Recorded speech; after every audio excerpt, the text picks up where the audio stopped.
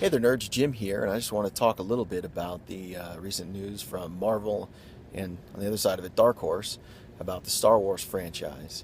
Now, I'm a big fan of Dark Horse and what they've done with the Star Wars franchise, and I really think they were one of the reasons why Star Wars was kept alive during the lean years. And by lean years, I mean basically after Return of the Jedi, when we saw the Droids cartoon and the Ewoks cartoon, and we saw the Ewok Adventures, and even those died out a little bit, all the way up until basically the re-release of the old movies when George tinkered with them and added all the things, all the special effects.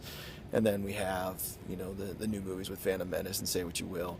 But I really think Dark Horse, specifically one of my favorites, The Dark Empire, that pain when you see Han Solo back on Corellia and you have the robot announcing he has a guest, and it turns out it's Boba Fett, and you're like, oh my god, he didn't die in the pit of Sarlacc, awesome! You're like, man, that was just amazing storytelling, seeing that in the Emperor clone and all that stuff. And a side note, I want to say the other thing that really kept him alive was the books, the novels, like the Thorn trilogy, was just fantastic. I thought that was just a great book. But back to Dark Horse, the way they've handled the Star Wars franchise is phenomenal. Even in recent years, I wasn't a big fan of the Dawn of the Jedi, but I really liked how they took on the original script from George Lucas and did the Star Wars, and even the book Star Wars, which takes place after the rebels blew up the Death Star. I thought that was really good storytelling. I didn't get into Legacy or some of the other books that they came out with, but you can see Cubby from his reviews. He really enjoyed them. So I'm sad to see that Dark Horse is losing the license. I think we all knew once Disney bought Lucasfilm that Marvel would get the rights and they would come back to them. And that's what I do like about it as a history major myself back in the day.